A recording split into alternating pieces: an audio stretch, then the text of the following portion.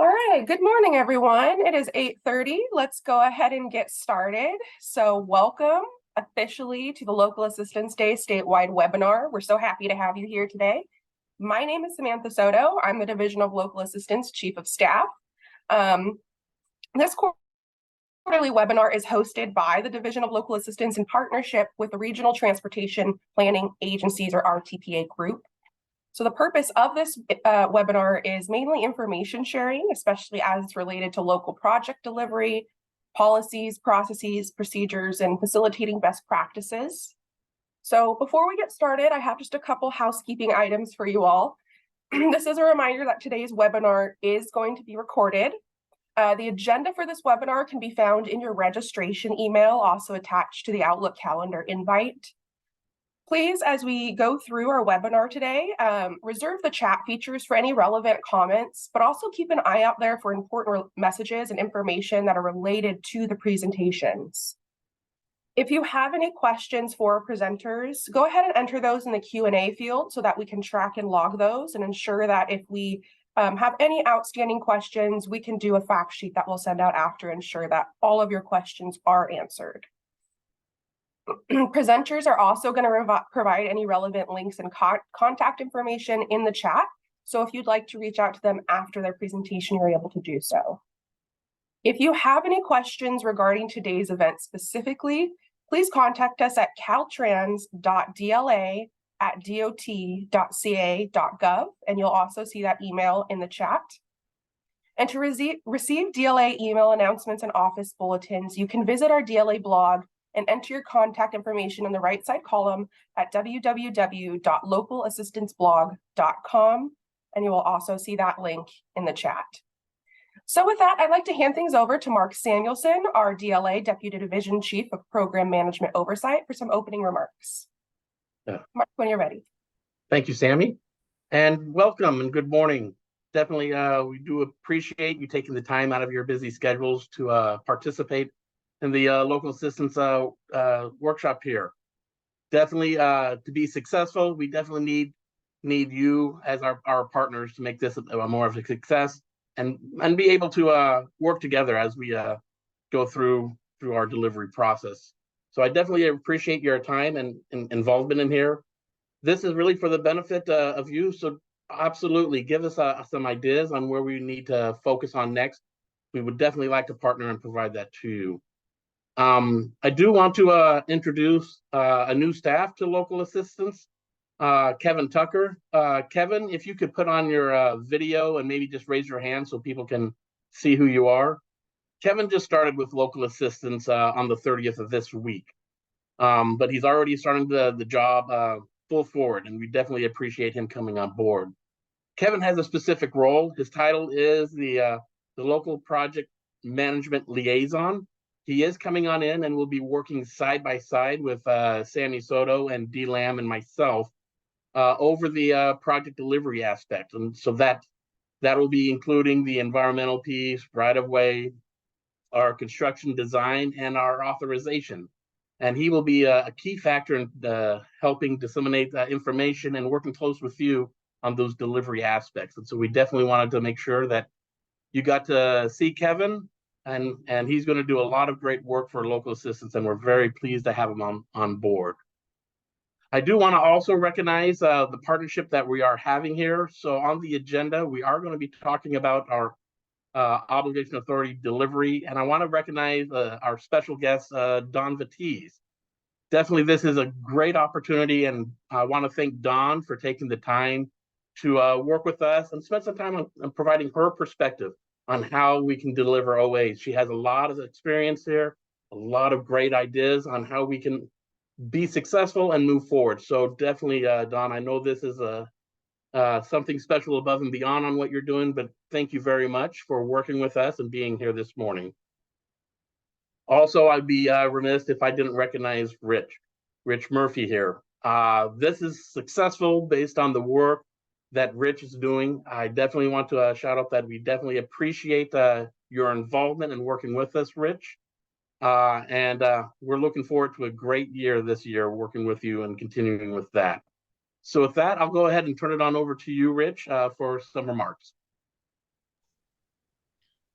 Mark, thank you. Sammy, thank you. And Don, it's great to have you here as my colleague, as an RTPA colleague.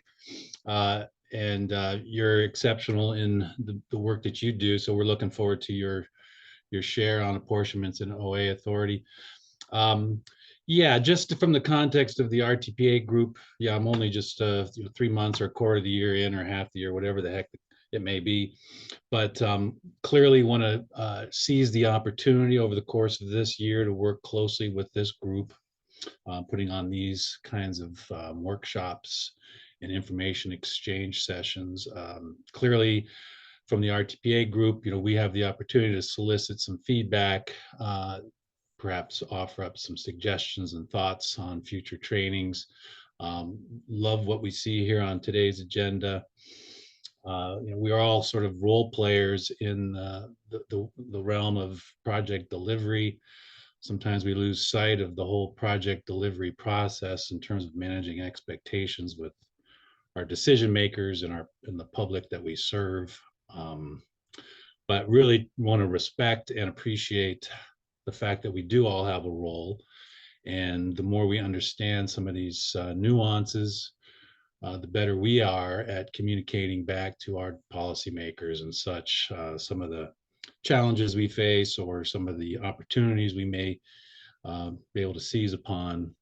So this is a great forum. Love the evolution of the information and the resources that are available on the website. I know we'll have some communication later from the team involved in that. And that's all really I wanted to comment on. And I will bring it back to you, Sammy. Thank you. Great. Thank you, Rich. Thank you, Mark.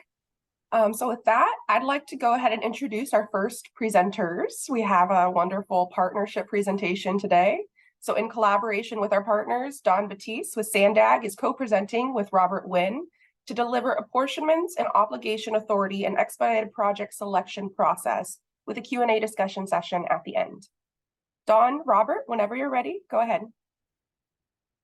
All righty. Thank you so much, Sammy. Again, my name is Don Batiste. I'm with the San Diego Association of Governments. I'm the Innovative Finance Director here.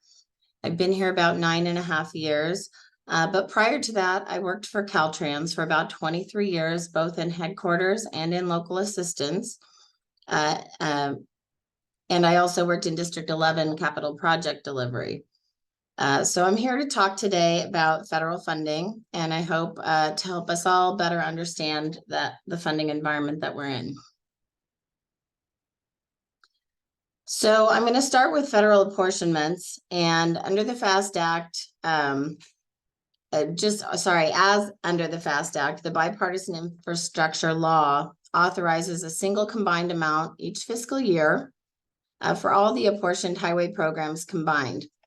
And that amount is first apportioned among the states, and then each state's apportionment is divided among individual apportioned programs. So for this discussion, we're going to use these pictures for illustrative purposes. And in this illustration, we're going to assume that each of these pictures reflect the various federal programs, like the National Highway Performance Program, the Surface Transportation Block Grant Program, Highway Safety Improvement Program, the CMAQ Congestion Mitigation Air Quality, National Highway Freight, and Metropolitan Planning. And those are our apportioned programs that were carried over from the FAST Act. We also had 2 new programs, carbon reduction and the PROTECT, promoting resilient operations for transformative, efficient, and cost-saving projects. So the bipartisan infrastructure law also appropriated funding from the general fund for 3 other formula-based programs that are separate and apart from the apportionments described above. So we'll get to that in a couple of slides. So how does this work? Well, there's a calculation of a state's initial apportionment, and under the bipartisan infrastructure law for federal fiscal year 22, and each year thereafter, Federal Highways determines our initial apportionment, calculating the state's share of the national total from a base of the share's federal fiscal year 2021 apportionments. So for example, if you had 2% of the 52.5 billion national pot for fiscal year 22. Hold on a second, I got a little lost on my note here. So if the pot was 2% of 52.5 billion, your 2% apportionment would be 1.05 billion. So basically they take, under the bipartisan infrastructure law, what was done in 2021, calculate your share and make sure that your initial apportionment is that same percentage in federal fiscal year 2022. And then they make some adjustments. So these adjustments have to meet certain conditions. And there are two things that they are looking for. One is a 95 cents on the dollar. So each state's apportionment must be equal to at least 95% of the dollar amount of the state contributions into the highway account of the Highway Trust Fund for the most recent fiscal year for which data is available. So in this case, it went back to 2019. And then there's a minimum increase from the previous year and from 21. So each state's apportionment has to be at least 1% greater than the prior fiscal year. And it has to be 2% greater than the 2021 apportionment. So there's, these are all things that are happening way outside of what local assistance sees, way outside of what local agencies see. But this is the background to how we're actually receiving our money here in California. Most of you know, and if you don't, this is really important. The federal tax, gas tax was last raised October 1st, 1993. It's not indexed to inflation, and inflationary factors from 1993 to 2022 increased cost about 93%. So for many years, the Federal Highway Trust Fund has had to be supplemented with general fund dollars. So as I mentioned before, there are 3 programs funded through general fund appropriations: the Bridge Formula Program, the National Electric Vehicle Infrastructure Formula Program, or the NEVI program, and the Appalachian Development Highway System program. So now we've got the apportionments here in California. What do we do? So each apportionment and appropriation is approved by Congress annually. And so right now we're operating under a continuing resolution. This has become very commonplace for the start of a federal fiscal year, unfortunately. But regardless of whether there's a continuing resolution or we have a full year appropriation, it is the federal government's annual budget that establishes both the apportionment and appropriation levels and the obligation limitation, which we really commonly refer to as obligation authority, or OA. The OA reflects how much funding is truly available to encumber or spend in a fiscal year, and it's typically less than the annual apportionment. Our average for California is about 92%. So the apportionment balances may carry over and accumulate, but OA is only available for the federal fiscal year. It does not carry over. So in August each year, Federal Highways reviews the OA usage nationwide and redistributes the unused OA from states that under-delivered to states that have committed to over-deliver. And this August redistribution allows us to use the otherwise unusable apportionment. So this picture is our apportionment pot, right? And the juice in it is our OA. And you can see there's a difference. It is not filled to the brim. So let's look at this over several years so you can see how the unusable apportionment balance can build over time. So you see, if we didn't have August redistribution, we would be building by year 4, quite a bit of room in this glass, which would reflect your apportionment balance. So August redistribution can have a huge impact on how we here in California are actually able to use all those funds that are available. So how do we actually use these funds? There are some rules and limitations, and first we have to program them in the federal TIP. And we have to demonstrate fiscal constraint on an annual basis. In California, we use the annual apportionment estimates provided by Caltrans. And regions may program all the way up to the apportionment level. At Sandag here, we do a program to the apportionment level, and I cannot say if this is common practice for every MPO, but we absolutely program to the full apportionment level here. In California, we also update our TIPs every 2 years, and we drop off the prior years of funding. Sometimes that includes projects that aren't yet delivered, and those projects end up using capacity in the new periods of the TIP. We have to meet state regulations regarding timely use of federal funds. Those are under the Assembly Bill 1012, use it or lose it provisions. And we have to meet our air quality conformity rules related to open to traffic dates for our capacity increasing projects. And that really lines up one-on-one with, alignment with our regional transportation plans. So these are some strategies that can help us all maximize the use of our federal funds. We have loans to other regions, use of the expedited project selection procedures in your TIP, post-programming adjustments to projects, programming amendments after the obligation of funds, or innovative financing like advanced construction. So let's talk loans. Loans allow you to program either more or less than the annual apportionment level. So you can program to your annual apportionment level generally, but with a loan, you can program above the apportionment in the year that you receive a loan. And the lending agency then reduces their programming in the same year, and that allows us to keep statewide fiscal constraint. And then you would program below your apportionment level in a year that you repay your loan, and the corresponding agency would then be allowed to program above their annual appropriation that year. Loans work really well if you're trying to save up for a large project, but also avoid the loss of funds due to AB 1012. And they also work well in the second year of your RTIP to avoid the loss of programming capacity. So if you loan apportionment in the years that will drop off the TIP because somebody else is ready with a project, you can schedule that repayment in the years of your updated TIP. So if there are underdelivered projects that need to carry forward, they won't use up your new programming capacity.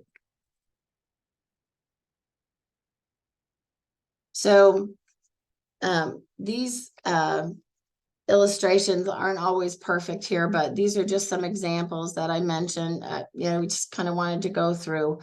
If your MPO has expedited project selection procedures or EPSP in its TIP, this procedure allows you to choose to obligate funds from any of the first 4 years of your TIP without moving them, without having to do an amendment and move them.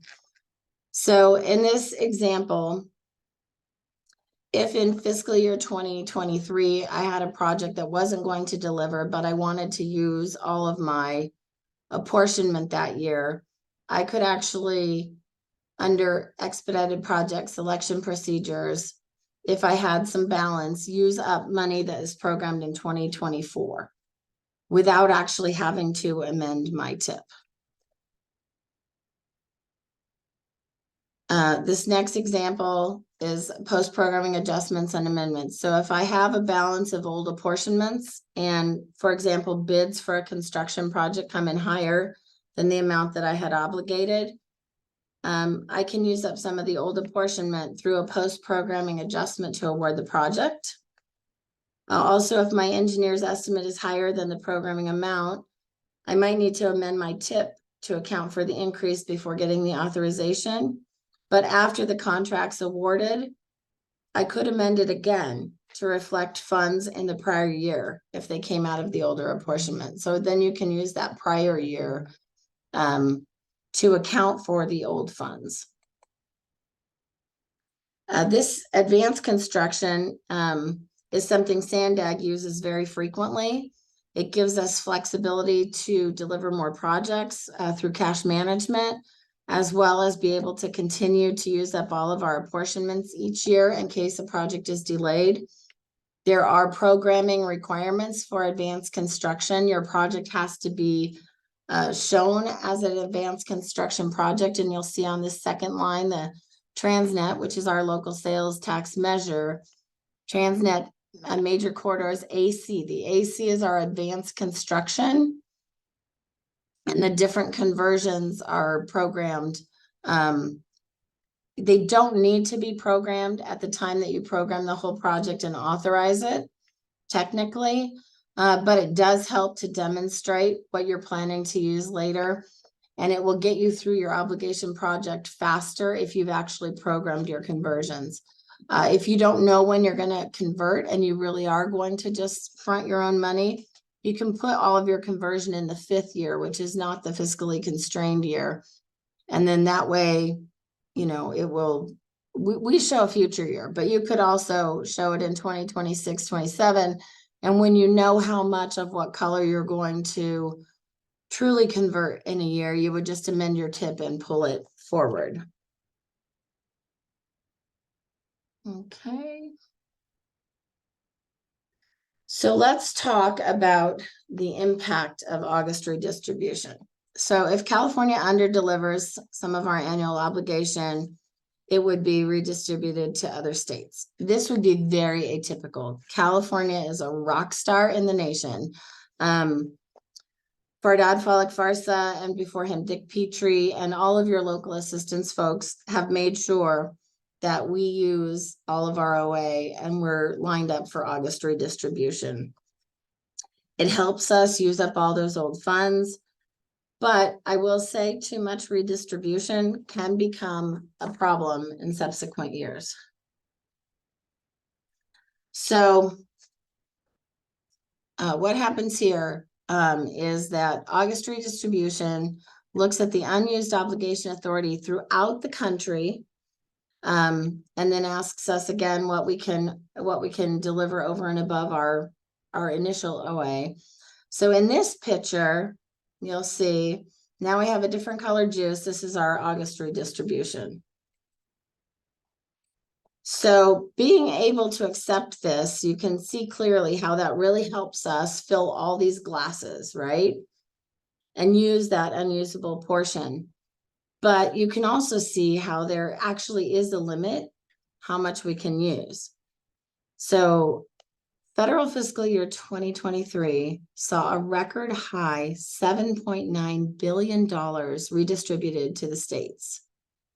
In federal fiscal year 2022, it was over $6 billion, and California took on over 10% of that. But as late as federal fiscal year 2015, that amount was only $1.9 billion. So August redistribution has grown very large. And this is because of all the increased funding from the Infrastructure Investment and Jobs Act, or IIJA. So a large portion of this redistributed OA comes from allocated programs that may have delays, but they will still recapture OA off the top in the following year. And that decreases the amount of formula OA available at the beginning of that year. So I mentioned previously, average formula OA from 2013 to 2023 was about 92% of the formula apportionment. 2013 was the high year at 95.9%. But in federal fiscal year 2023, we saw a formula OA rate of only 87.8% of the apportionment. So you can see how the impact of all these allocated programs being delayed, causing August redistribution to increase, but then the next year taking it off the top starts decreasing how much initial formula OA we get. So AASHTO wrote a letter to Federal Highways in January, and their quote was, "Such a large redistribution created significant difficulties for state DOTs to effectively program these dollars within a very narrow frame of about a month before the end of the federal fiscal year. So you can tell I'm kind of a nerd on this stuff. My next mission is to work on increasing all of our capacity in our TIPs so that we can program the older apportionments that fall out somehow, because we will really need that programming capacity if we're going to keep up with the August redistribution that keeps increasing. So this is my final slide. It's a little outdated, but it is a good reminder. We still need to remember that rescissions are not unusual. If you were around a few years back, we were going through a big CMAQ rescission, and there was a big push to get all of our CMAQ projects out the door so we didn't lose funds here in California. But also last year, there was this notice that there was a reconciliation issue between the Treasury accounting system and the federal highway accounting system. And it was huge. It was about $3.5 billion. $2.5 billion was fully reconciled, thankfully in favor of FEMA, so that we didn't lose money. I'm not sure where the rest of the discrepancy is, but our share would have been much smaller, thankfully. And we just have to always watch out for, you know, the more we can use our funds very timely, the less they will be subject to rescissions and some of these other issues. So with that, I'm going to go ahead and turn it over to Robert, and he's going to go ahead and talk to you a little bit more about all the tools you have. All right, thank you, Dawn. Now let me share my screen real quick here. Share and share. Okay, hopefully everyone can see it. All right, so my name is Robert Nguyen, and I am the Chief for Office of Project Management and Oversight South. I have been with Caltrans for a little bit over 30 years, and 10 of those years have been with local assistant. So, you know, local assistant is a great place to work, especially, you know, have the opportunities to work with our external partners. You know, all the MPO, RTPAs, you know what, I mean, you know, we are really working well together to deliver annual OA every single year. And, you know, this last year was the 24 straight years that we deliver our OA. So we did not lose anything for any other state. And so, you know, so that, you know, now that everyone receive your apportionment and then OA, and then all your projects are programmed, what are we doing next? I mean, what's next? So, you know, ultimately you got to get your projects out to construction, right? You have everything programmed, but, you know, FHWA require you to obligate this project, you to use these funds on a project. So, you know, hopefully I could connect the dots and help you understand our OA delivery process. Okay, all right. So let me go next here. All right, so here we are. So the main purpose of this slide is to share the critical delivery deadlines throughout the fiscal year. This is in alignment with the federal highways deadlines. So, you know, pretty typical, you know, your federal fiscal year start from October 1st, go all the way to September 30th. And, you know, on average, local assistant receive about, you know, $1.4 billion annual OA appropriation. And, you know, what we are trying to do is trying to obligate all these, you know, $1.3 billion dollars. Like Don say, if we don't use it, it's going to get redistributed to other states, and we don't want that to happen. This past year, as part of the August redistribution, California received almost twice as much, you know, additional federal funds as any other state nationwide. So, you know, that is, you know, extra money, free money for California, and that's what we want to do. use up all OA and then get additional free federal funds. Okay. So what are we doing throughout the fiscal year? All right. So in October, usually FEMA's open. So FEMA is the federal highway system. So they have to open up their system in order for us to obligate our projects, basically send the projects from the local agencies to federal highways so that they can process it and approve it so that you can move on with your PE phase or construction phase or whatever phase that you want to use it on. So that happened usually early October this year. It's happened on October 11th. Okay, and then typically FEMA is shut down between about middle of September all the way to early October. So the deadline for Caltrans to submit projects to FHWA typically usually it's early September.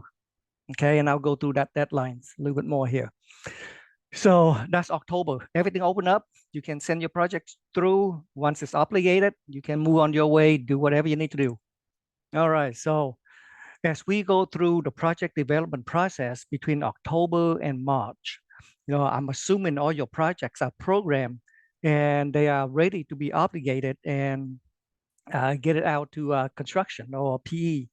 So usually on about March 15, based on RAB 1012, all the RTPA are required to submit the obligation plans to Caltrans. So this plan consists of all the projects that are planning to be submitted to federal highways this fiscal year.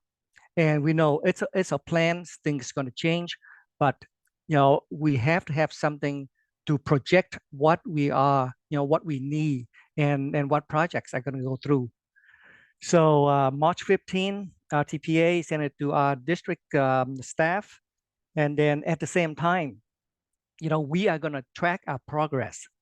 So if the number of projects that are submitted to FHWA doesn't really go up to about 30% of our annual apportionment, then what we're going to do is we're going to open OA pool sometime in March. Typically, the OA pool doesn't open up for everyone to use until about May. Okay, so this is based on obligation authority policy that was agreed by all the RTPA. Okay, so that is March. Let's move on. Okay, so April, obligation plan to the district, from district to headquarters. So once the obligation plan from the RTPA go to the district staff review it, validate it, and then they'll send it to headquarters. And then headquarters, we're gonna be tracking these obligation plan, and hopefully, anything that is not viable that was submitted initially back on March 15 is going to get vetted out, and by April 1st, we should have a solid plans on what are going to go through this federal fiscal year. Okay, let's move on here. All right, so based on our OA policy, if we deliver more than the 35%, starting March 15, then the OA pool is going to open on May 1st. So what does that mean? That means that if a region's run out of OA, now you have the opportunity to use other regions OA, because if you don't use it, everything is going to roll up in a pool and everyone can use it as long as you have have enough apportionment. So you have to have enough apportionment in order to use your OA. And if you run out of apportionment, like Don say, enter into a loan agreement and you can borrow apportionment from other regions for your projects.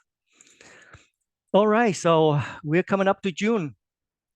So typically in June, we stop all the obligations.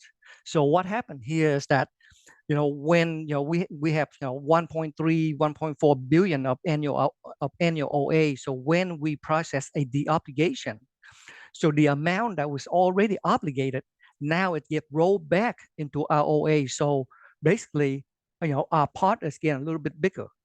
So we have to find additional projects, maybe beyond what is in the obligation plans, to obligate this additional funds. So, just to make sure that everything is, clean and it's, it's manageable, we always put a stop to the obligations in late June. And then let's see, and then all the projects that, that go into all the projects that the local agencies submit to the district has to be in the system so that we can start processing a list for August redistribution. So it's very important to stop the obligation in late June. Okay, so July. So usually July is a very, very critical and a very stressful months for a lot of us. So we always set a deadline for local agencies to, to stop submitting their projects to Caltrans sometimes in July, because the thing is that we have to establish a list for an August redistribution list that we have to send to federal highways. So you have to submit all your projects into a FAT system and into a federal system so that we can capture it and develop this list of all the projects that are going through, and we need additional federal funds to get additional August redistribution. So again, we have to provide a valid list of projects. We can't just go to FHWA and say, hey, you know what, give us an extra, $500 million. We have to have projects to demonstrate the need for additional August redistribution. So if you have projects, you have to submit it. And, in order to capture it in the August redistribution list, it has to be done, it has to be in our system by, the first week or second week or so of July. And again, we'll send our August redistribution request to FHWA, and they'll process it, and they usually let us know how much additional August redistribution, or if we get any August redistribution sometime in late August. At the same time, in July, FTA transfers are due. So we have to submit all our FTA transfers to FHWA, in July. Typically for regular projects, the deadline to submit all those projects to FHWA is sometime in the middle or so of August. So regular project, we have until middle of August. FTA transfers has to be submitted by July, middle of July. So that's the deadline. All right. Okay, so August. Again, the obligation is kind of related to the inactive the obligation. So, typically we want to stop order the obligation, back in early June, but along the way there are a lot of inactive projects. So if a local agency is working on a project, if your project is obligated and you have not submit an invoice, okay, 6 months, 12 months, 24 months, 36 months, we will, beyond us, FHWA will force Caltrans to process the obligations. You can get away with that by submitting your invoice. You can submit justifications. So those are your two options if you don't want the funds on your projects get deobligated. So once it's deobligated, you're not going to get reimbursement. You can work on the project, but the local agency would have to pay out of your own pocket for that.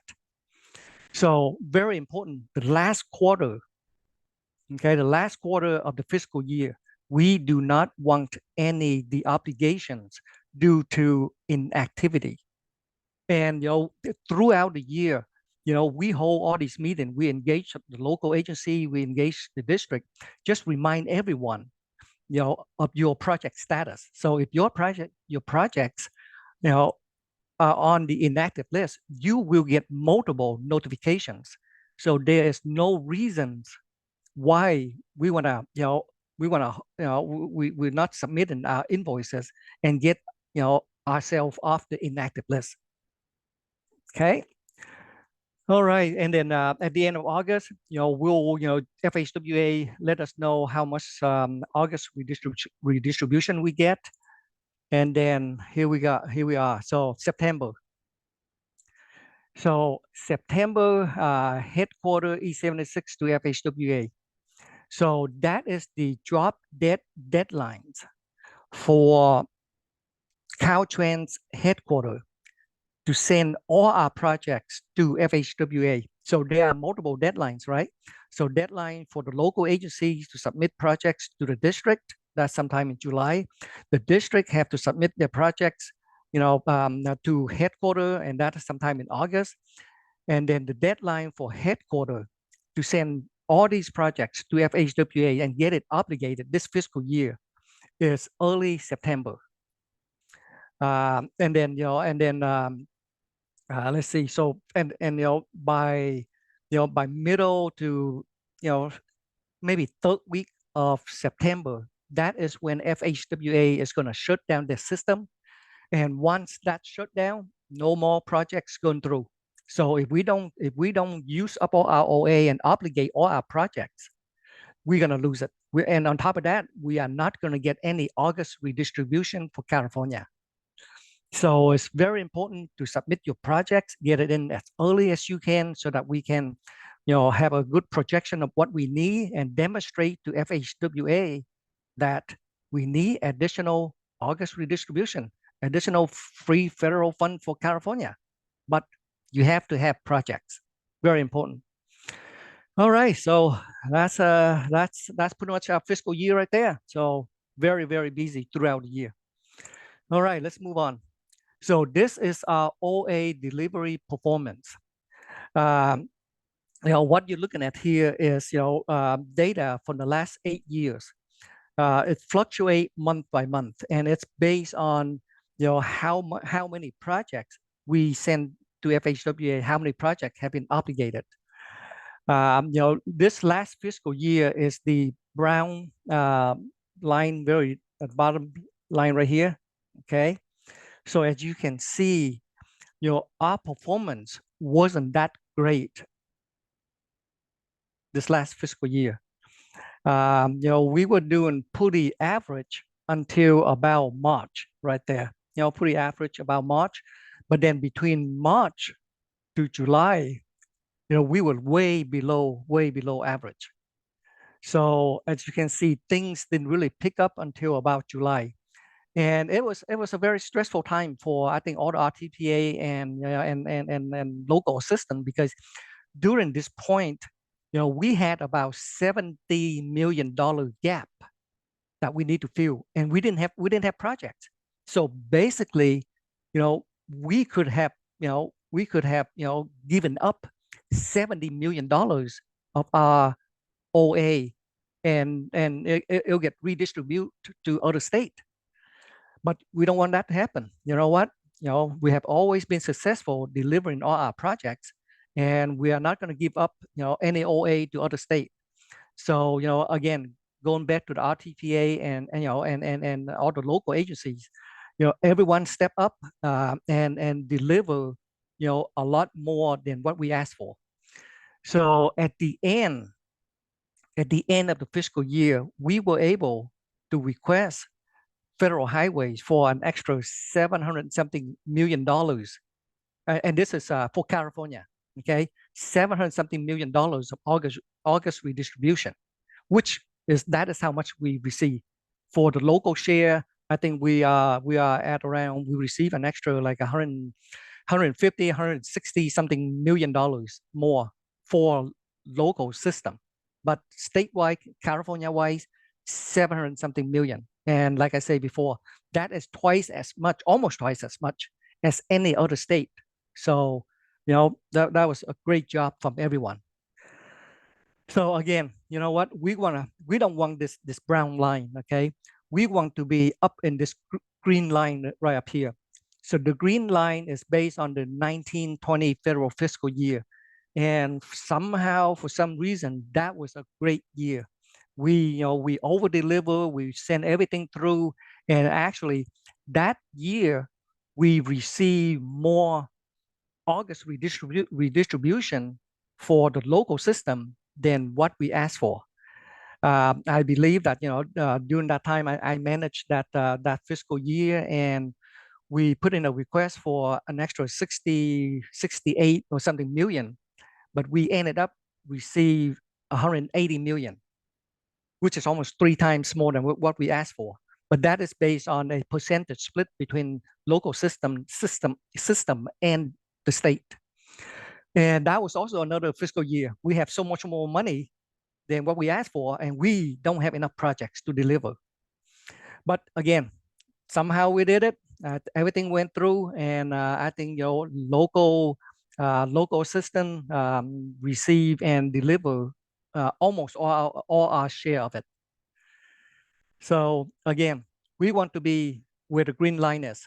We don't want to wait until the end and then coming in with all the projects, because potentially, if we don't deliver OA, other state will use it. Okay.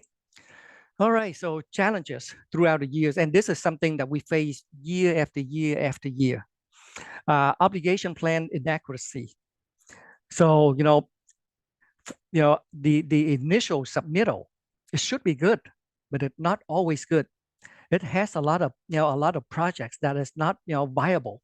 Sometimes we have projects that is on the obligation plan that is not programmed in the FTIPs, have a duplications or something. So that is what we want to get away from. Okay, starting this year, we're going to work closely with the RTPA to submit a good initial obligation plan upfront by March. And then between March and April, hopefully we'll vet out any other potential issues, and then we'll have a very good projections of what we need moving forward for this fiscal year. Again, we want to know exactly what we're going to deliver at the end of the fiscal year. Things will fluctuate. I mean, we'll work with everyone trying to get things through, but it's important to have a very good obligation plan. I talked a little bit about the inactive obligations. We don't want that at the end of the on the fourth quarter. Actually, you know what? We don't want that in any quarter. If your project is obligated and you are working on it, let's send in your invoices so that we don't get on the inactive list. The threshold for nationwide that we have to stay under is 2%. Okay, so we cannot have anything more than 2% inactivity for California nationwide. And FHWA is very serious about these inactivity. We have multiple meetings throughout the year, and if projects are inactive for more than 36 months, we will deobligate those with or without your concurrence. You can always come in, send in an invoice or submit a justification. So there are options, but please send in your invoices if you're working on your project. Lapse in funds. If your project is about to lapse, let's identify those upfront, and then let's use it on the project so that we can obligate it this fiscal year, because it may not be available next fiscal year. And again, if we don't use it, other state is going to use it. We don't want to lose a single dollars of federal funds to any other state. We want more. So incomplete RFA, make sure your package are complete. If you have a right-of-way cert due, please send that in. Make sure that, you know, all the information on there are correct. NEPA document, you know, make sure that your project description, your project limits, everything line up correctly. Sometimes we, you know, by the time a project gets to Caltrans, we look at it and there's always some kind of discrepancy, and that is going to delay the obligation of your projects, and we don't want to do that. And again, this is not just for Caltrans. These are the information that, you know, that we have to submit to FHWA. It's going to be part of this package that we send to FHWA. So everything has to be correct. If anything is incorrect, you know, you're jeopardizing, you know, the funds on your project. If, you know, if your project is incorrect, then we obligate it. FHWA may audit it, and if it's wrong, guess what? You may lose the fund on your project, and we don't want to do that. Again, FTA deadline, got to send it in early because we have to send that to FHWA in July before the typical project. AB 1012, FTIPS programming, very important. Your project has to be programmed correctly in the FTIPS. You know, again, project description, project limits, the amount, things has to be correct. Low delivery, like I say, we want to deliver early. You know, we cannot wait until July and submit all your project. You know, I'm not sure what it takes to deliver a project early. And you know what, I have to give MTC you know, credit for this.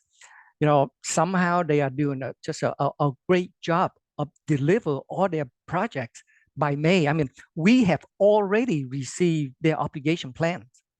So yeah, you know what, MTC, you know, great job. Single audit report. So if your project has been identified on the SAR, we cannot obligate your project. So got to get yourself off of that list. All right, so, you know, a lot of people asking, well, what is formula funds? You know, I was very confused when I first come to Caltrans or local assistant. I'm like, formula funds, you know, federal funds, what's the difference? So when we talk about formula funds, okay, these are the programs that we are talking about. So this is based on, you know, the FHWA report. So the type of funds that we're talking about is the NHP, you know, the STBG, safety, rail, CMAX, you know, metropolitan planning, so on. Protect, you know, we talk about protect, carbon reduction. These are the two new programs. So these are identified as formula funds. Okay, and there are some other, you know, a couple other programs in there, but this is officially, you know, this is the official document from FHWA, and they identify these as formula funds. All right, OA delivery report. So this report is available online, and we update it monthly, and it shows the progress on what we use every single month. If you look at the last 4 columns, it shows how much each how much OA each region received. Okay, so, you know, for example, you can see that, you know, the adjusted OA for Fresno, okay, at the beginning of the year, the balance is $22 million. And then as we go through the, you know, go through the year, they obligated projects, they over obligated by 27%. So they obligated $28 million out of the 22 million of OA that they receive. And you know, and that is something that we want to do. We want to over deliver everyone, over deliver our OA. Because if you over deliver, we can ask for additional August redistribution. But, you know, every regions have to step up and deliver your share of it. You know, I mean, this year, you know, SACOG, MTA, you know, SCAT region, MTC, SANDAC, everyone step up and they really help out deliver our OA this year and more. But imagine every region step up and deliver all your OA and more.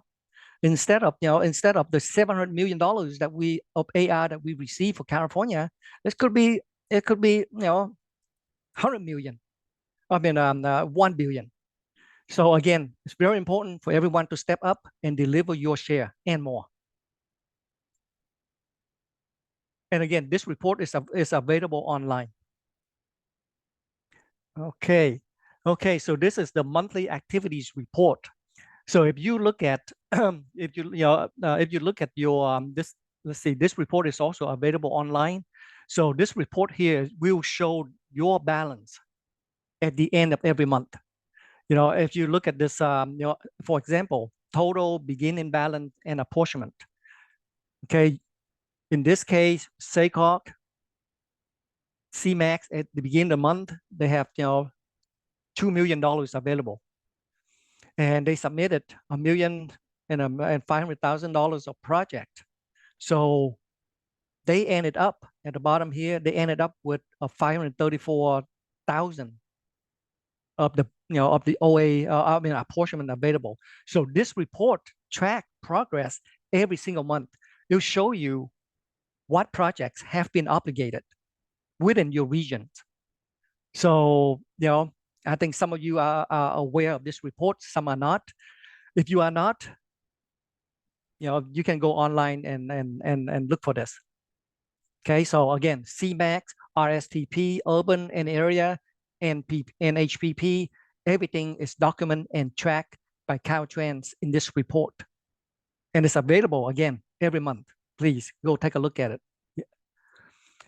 Okay, so I was talking about all those reports. So the AB 1012 monthly balance report, that's the website, the link to it. The monthly activities report, that's the link to it. The OA monthly report, that's the link. And if you have any question about financing federal A highway program, this is a link, and this gives you a general idea of the type of funds and what they are available for. You can't use every funds or any fund for everything. So it's good to look at this this little guideline here, and it will give you an idea on what you can obligate and what you cannot. But ultimately, for local agencies, you have to work closely with your RTPA and MPO to program your project. They are your first line of contact. They know what your project's eligible for. They know what fund is available, and they can program your project accordingly. Okay. All right. So Caltrans contact. Let's see, what time is it? 9:28. All right. So Caltrans contact. Apportionments. He is our OA delivery fund management person. Megan, she managed all our funds, all our formula funds that coming into Caltrans, coming to local system. So Apportionments and Megan did a fantastic job, along with the region, along with all the local agency and local staff, to really step up, manage the program, and deliver our OA this year. Without them doing their job, I don't think we are where we are today. So again, thank you, the region. Thank you, Apportionments and Megan. District local assistant. So that's your second line of contact. Okay, so once you can work with your RTPA, MPO, program your projects, when your project's ready to come in for an obligation, now you are working with your district local assistant. They are going to be able to help you deliver your project. Any technical requirements, district staff will help you throughout the process. So I believe that is my last slide. All right, well, thank you. That was a lot to chew on. All right, thank you, Robert. Thank you, Don. We do have some questions in the Q&A field, so I'll go ahead and start moving through those. The first question we have for you is, can we request to extend the obligation deadline? Obligation deadlines. I'm not sure. I think I need a clarification on that, because you have to obligate your project based on when it's programmed. So if it's programmed this fiscal year, you have to deliver this fiscal year. We have to obligate it. So, maybe expand on that and we'll get back to it. Okay. Yeah, I was Go gonna ahead, Don. say, it depends which obligation deadline, right? Because we have deadlines to use your own regional OA, right? And then it opens up for additional use. There are deadlines for, I mean, ultimately you cannot go past the federal deadline for the fiscal year. I will also say, I just wanted to add a why for the FTA transfers. It's not Caltrans trying to be difficult or federal highways trying to be difficult and not let you do an FTA transfer late. It's that the actual process to transfer funds between federal agencies requires that the requests actually go back to US Treasury. And they actually have to have the time to make accounting adjustments at Treasury to move the funds from federal highways to FTA. So those deadlines are not California's to make for you, really. And they are based on the federal experience. So, there is a true why to that. So if you're planning an FTA transfer in a given year, make sure you plan for that early. Great, thank you. All right, so next question. If we have no funding left in the current phase and are awaiting bridge funding in a future year, how can we come off the inactive list? Take that question offline and we'll get back. I want to say one thing. Here's a strategy, right? If you've got design and you spent all your federal funds on it ages ago, the minute you obligate your construction phase, you are inactive. It is a lot more work for everybody because you need a new PSA and everything else, but you can request, if you're in that last quarter of the federal fiscal year, you can request a new federal project number for that. It is not a federal requirement that the federal project number has to say the same between phases. That's true. So And that is one strategy, because we had a $28 million obligation immediately go inactive in the fourth quarter of a federal fiscal year once. right. It was not pretty. No, absolutely not. So I wouldn't say do this in all cases because it's probably not very wise. But if you're in that final quarter of the federal fiscal year and you have a big obligation for a construction project that based on your invoicing is likely to go inactive, you might want to consider a new federal project number. And you know what? It's case by case, and work closely with us, and we'll do what we can to help you out. And again, no one is trying to stop your project. We are trying to deliver our projects, our OA, every single year. So there are a lot of exceptions. I mean, there are a lot of rules, but there are exceptions to the rule, and we'll help you out. We won't stop your project. So if you want more specific answer, contact me after the fact, and we'll have an answer for you. We'll help you out.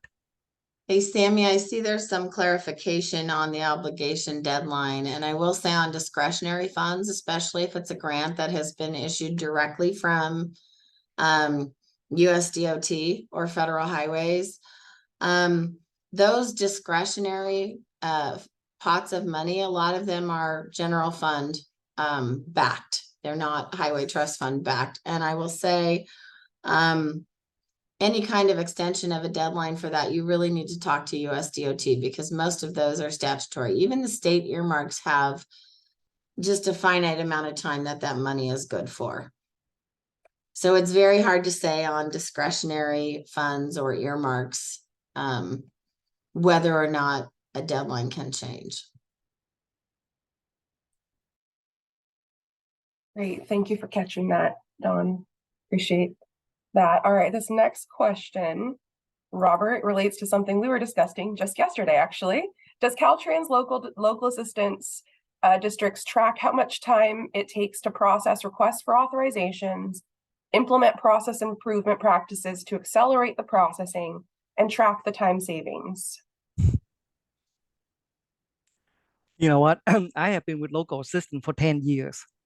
And we have been trying to find ways to streamline our process and expedite our delivery. So, we do track the timeline on how long it takes between when the local agencies submit projects to the district and the district submit to headquarters and headquarters submit to FHWA. And one of our business practice, that was established a while back is that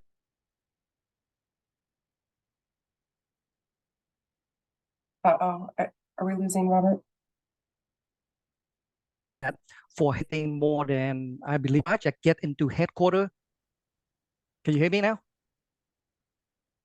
I think you Okay. caught up. I So think you caught up. typically, okay. So typically, it should not take anything more than 10 business days to headquarters. I mean, to FHWA.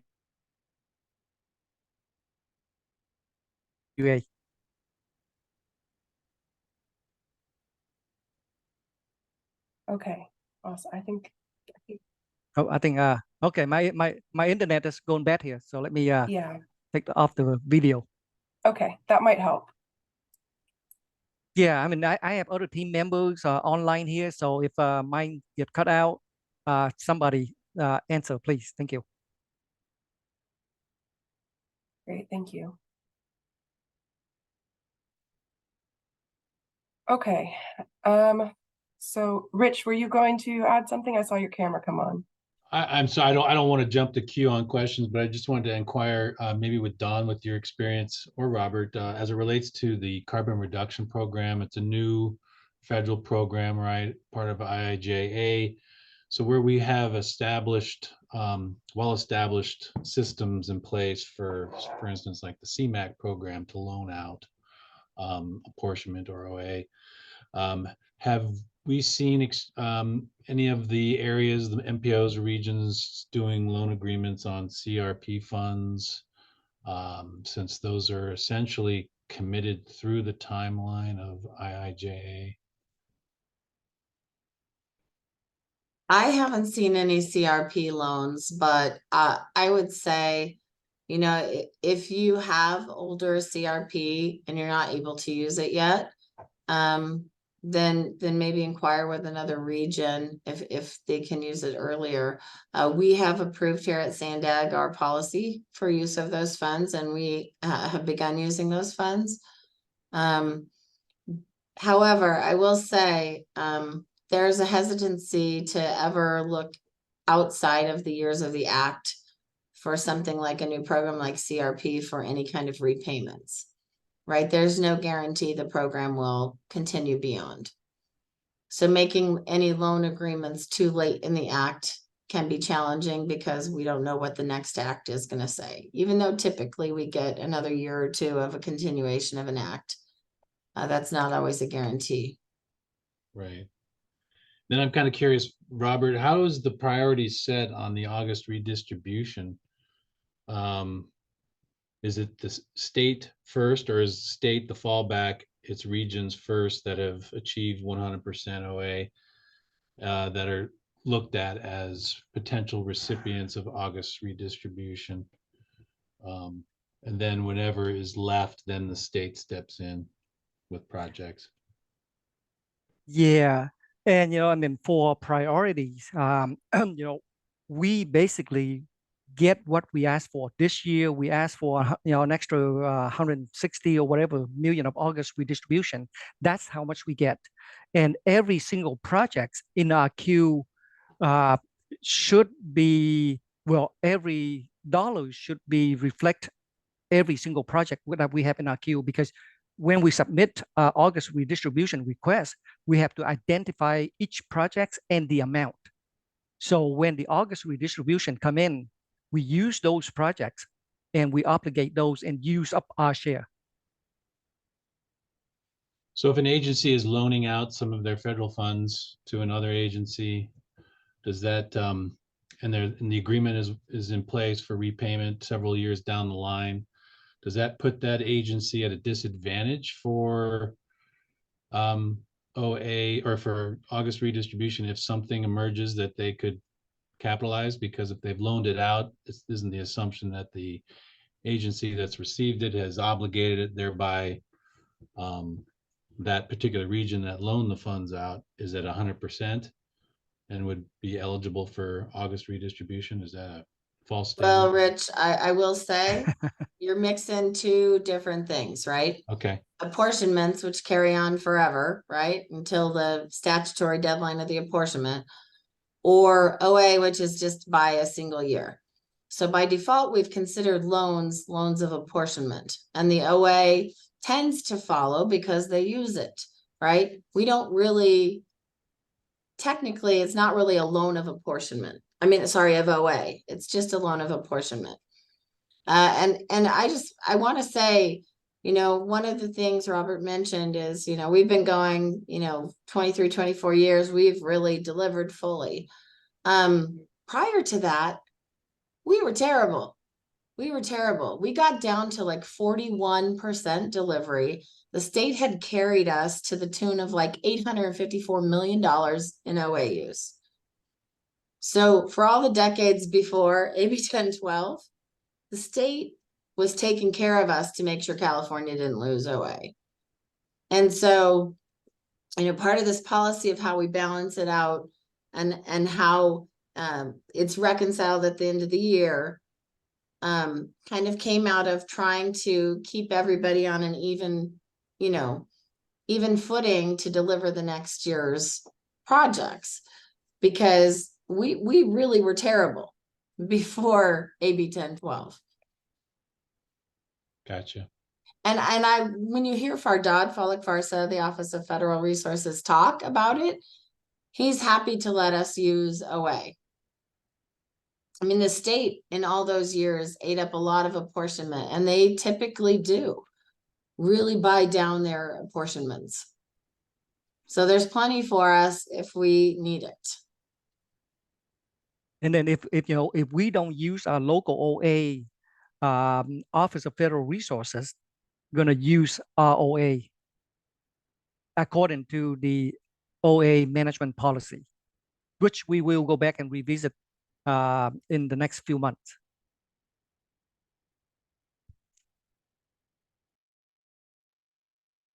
Thank you. And then Robert, clarification, jumping back to, we were talking about performance metrics, process improvement. Graham wants to know if you were referring to the E76 tracking list,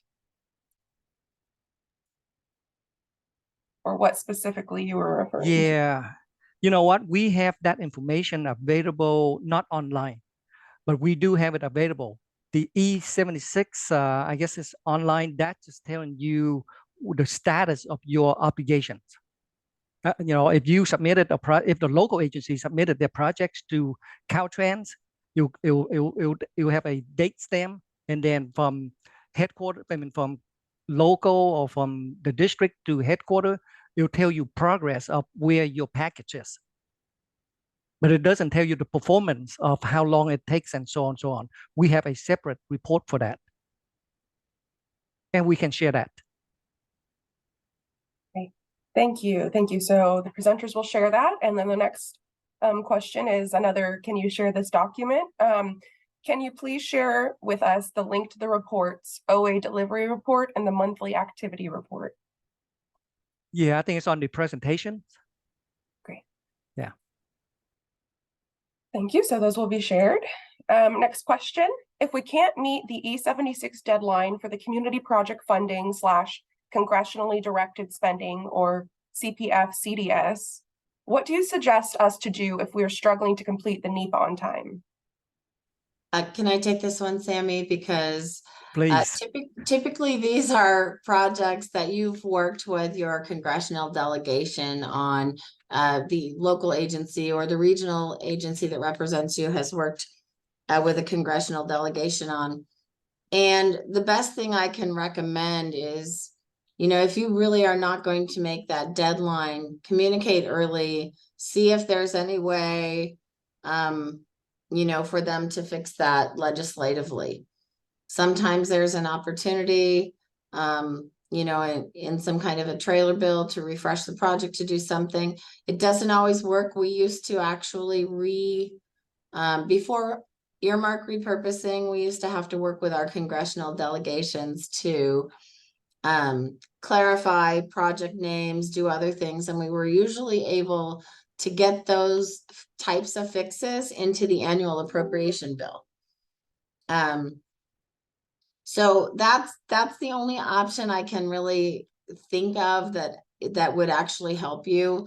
Otherwise, your funds really are likely to just expire, unfortunately.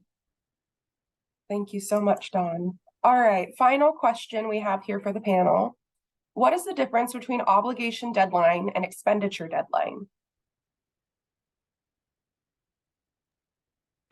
So once your project is obligated, you have certain amount of time to expend that funds.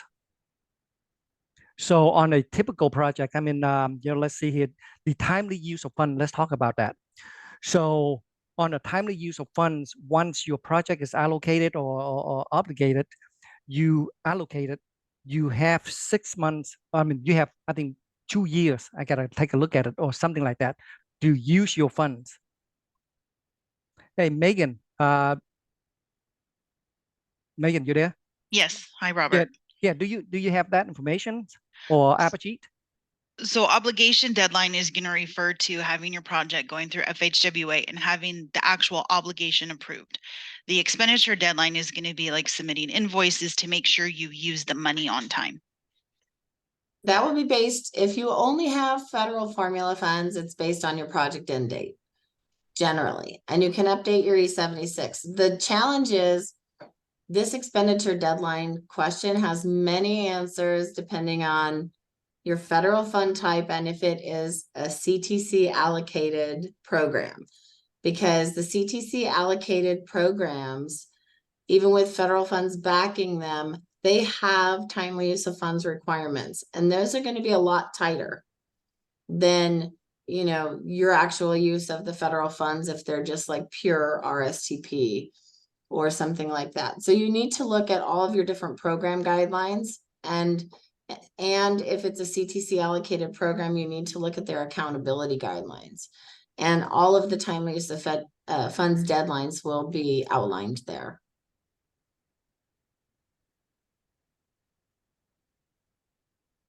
Great, thank you. All right, looks like we may have had one more. Nope, sorry, that was it for the that for Q&A. Is there anything else from the panelists? I just wanted to ask a question. Did local assistance just send out some material on an inactive project list with responses due, I believe, even today? And perhaps some context could be provided around that inactive project list. That is, projects that were obligated, expenditures not yet fully completed, or perhaps it's a project that's been closed out, but you just haven't received word that the project's been closed out. What is making this list that you're circulating right now of inactive projects greater than 24 months? Please invoice or provide justification by November 2nd. That might have just be useful to outline here. Right, and like I talked about earlier about, you know, inactive. Now, if you are working on projects, please submit your invoices so that you are not on the inactive list. And if it hits the 36 months, we are forced to deobligate your funds, and we don't want to do that. And again, we provide these, you know, report. We engage with, you know, the district, the RTPA regularly, providing, you know, all these inactive projects. So, yeah, please be, just be a little bit more proactive and send us your invoice and get off that list.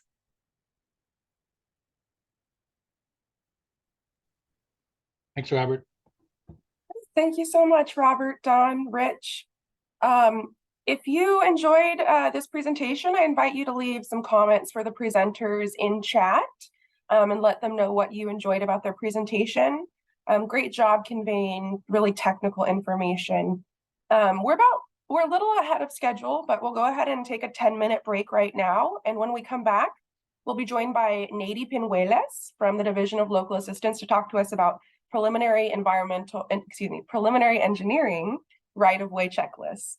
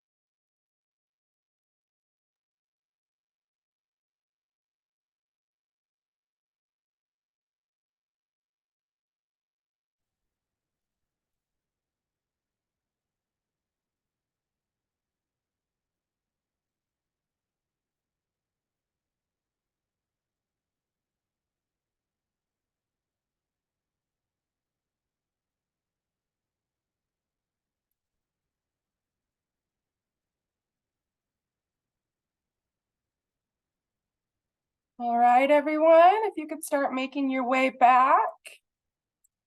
10 minutes flies by.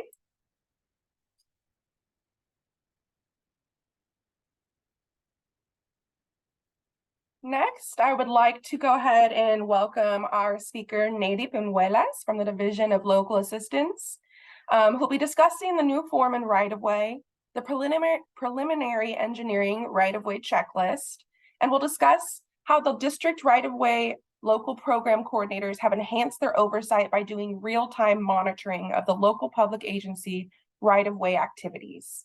Nady, when you're ready, go ahead and share your screen.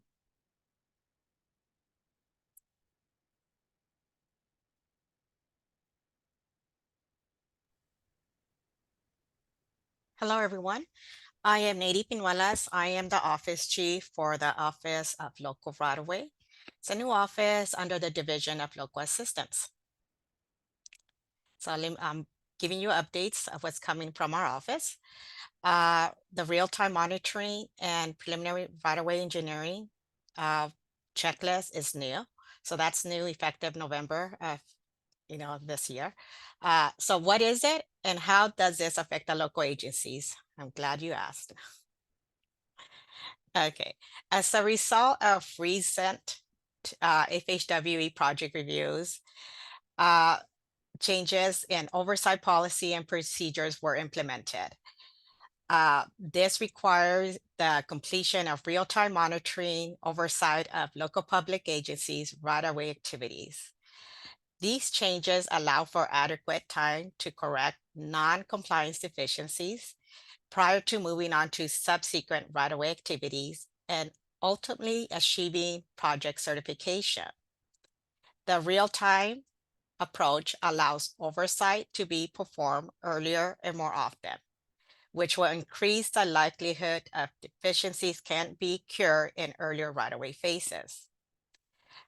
These changes in process requires early district engagement and collaboration with the local public agencies. The real-time monitoring policy became effect December of 2022. So I'm sure by now, if you've been working with your Caltrans district right-of-way office, they have been asking for those documents earlier on. So appraisal will be reviewed before acquisition. So after, then it goes to acquisition, contracts being reviewed prior to the offer and so on. So these documents are being reviewed in real time. Some districts were already performing this and other districts were not. So it's now in compliance for everyone to be doing this in real time. So I'm going to move on to the preliminary engineering right-of-way checklist. This checklist is new, effective November. A blog came out in October in regards to this. The intent of the preliminary engineering right-of-way checklist, which is Exhibit 13E, is to assist local public agencies in identifying potential right-of-way issues early in their projects. It will put Caltrans districts Caltrans district local assistance engineers and Caltrans right-of-way local programs coordinators are noticed early in the project to identify potential right-of-way involvement on federally funded projects. Exhibit 13E will alert non-qualified local public agencies and Caltrans staff on the local public agencies' need to hire right-of-way consultant and to take into consideration when setting the delivery schedule. In addition, the preliminary engineering right-of-way checklist will allow Caltrans staff to do real-time monitoring. If there is unanticipated right-of-way issues that arise during the right-of-way phase, there should be time to correct any deficiencies, thus avoiding delays and certifying the project. The form and the process for submittal has become effective, like I said, this month. So the Exhibit 13E is to be filled out by the local public agency at the beginning of the project and will be done at the same time that the PES is being filled out, which is the preliminary environmental study document. This form will also be collected by the Caltrans district local assistance engineers and will be forwarded to their district right-of-way local programs unit. So with these, like I said, will be earlier engagement and avoid project delays and possible loss of federal funding. And that was like a quick short update that I'd had coming from this office, but I just wanted to also share contacts from the office of, you know, you can contact me anytime. My email and phone number is listed there. If you want to contact your district right-of-way local programs coordinators, you can go ahead and email rightofway@dot.ca.gov for that as well. That was it for me. It was in regards to those quick updates. If you have any questions, please let me know. Great, thank you so much, Nadie. And as she said, currently we don't have any questions in the Q&A. However, if you think of a question or have any for Nadie, please feel free to drop them in the Q&A section. Susan, I did see you drop a question in chat. If you could please just go ahead and transfer that over to Q&A. Rich, do you have a question? I just wanted to ask Nadie, so, you know, we all come with different experience and skills in this industry. So if a project has been initiated with all good intentions to be a state-funded project, and then later in the process, say after the design and what have you, there's a need to infuse some federal funding, but perhaps certain steps have already been taken on the right-of-way processes. Are there any flags or warnings that are we should know about if federal funds are coming late to a project for purposes of delivery, yet the right-of-way checklist, for instance, was not considered for a federally funded project, but was considered more in terms of a state-funded issue?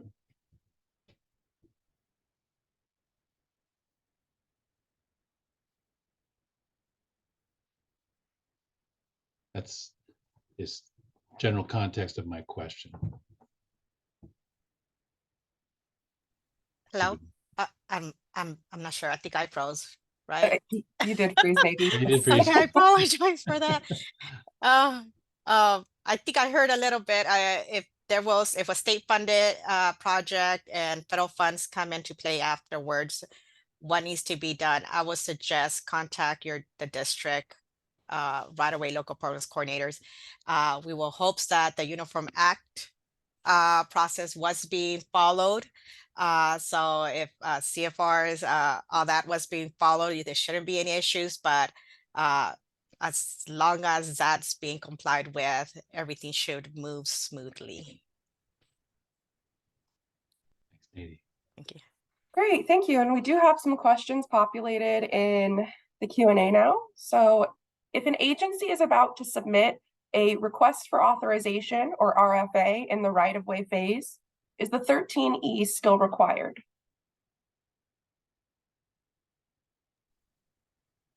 So if they're gonna, the 13E is required when they're actually doing the PES form, the preliminary engineering right-of-way study form.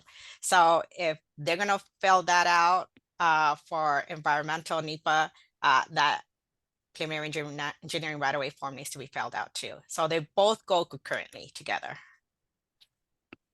I believe that also addresses Bahadur's question, when does the agency need to submit Exhibit 13E? In other words, what stage of the project? Yes. And it's during the PES, correct? Yes, correct. All right, so thank you.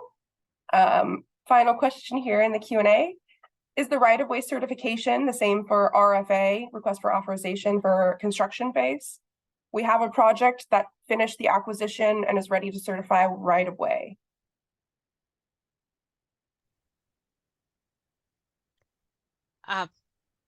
They finished the acquisition, so they want to certify right-of-way. So I'm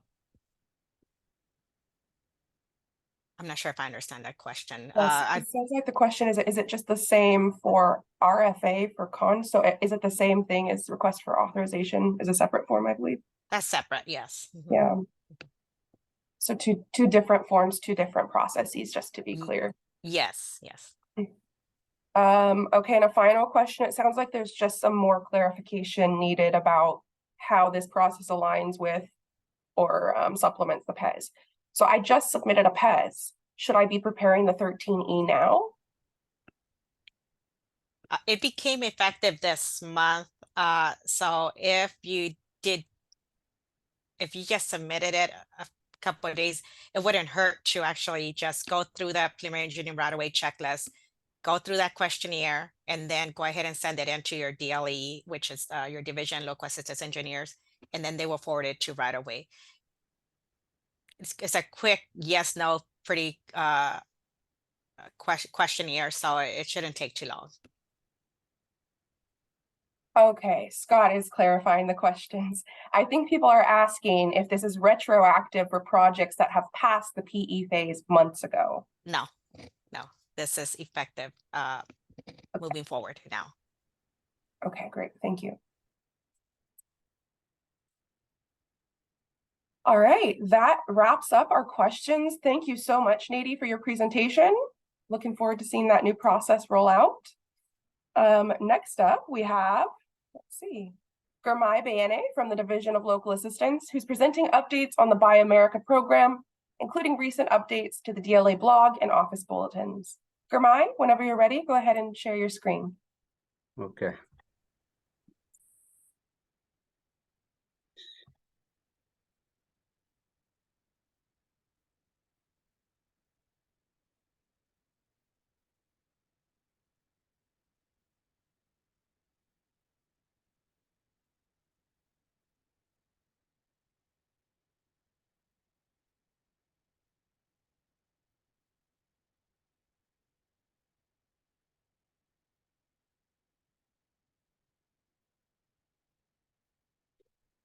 Okay, hi Sami, can you see my screen?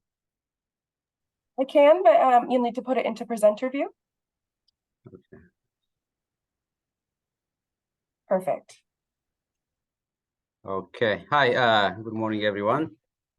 So yeah, I'm covering the Buy America update. My name is Gurmai Bayane. I'm within Guidance and Oversight. I'm the Construction Oversight Program Manager.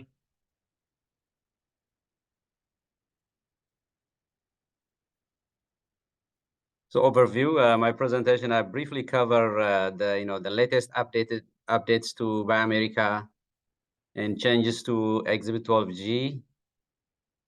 And then briefly we'll highlight the local agency's responsibility and then the Caltrans efforts with related to Buy America. So this is the latest, we received the final guidance on Buy America. As you guys remember, we have issued some guidance last year. That was most of the guidance. It was provided based on the initial guidance, but recently on August 23, the Office of Management and Business issued a final guidance, and the Caltrans, the capital side, have they developed a specification based on the final guidance. Local assistance, we work with the capital side, so we have updated our guidance. We have made changes to Chapter 12, Chapter 16 of the LAPM, and then more importantly to Exhibit 12G to reflect the changes on the final guidance. Based on the final guidance, all projects authorized, E76 authorization on or after October 23, which is a few days ago, must follow the final guidance. We have issued office bulletins and daily blogs to communicate this change. I hope most of you have received or seen the office bulletin. It has detailed information in the changes, which I will highlight some of them here. Based on the final guidance, there is a CFR 2, CFR 184.6. Mainly the main changes on construction materials. As you guys know, prior to this IJA, the infrastructure bill, construction materials were not subject to Buy America except for iron and steel. But the infrastructure bill added the construction materials, and that was communicated previously, but this final guidance have added more construction material to the construction materials list that we already issued last year. Besides, they have added guidance on each construction material, what construction processes, manufacturing process, and what requirements each material had, the detailed information under 2 CFR 184.6. So you can refer for every specific construction material that listed. There is specifications included in there. So on May 31st, we had a training. I think over 300 people attended statewide. That was based on the preliminary Buy America guidance.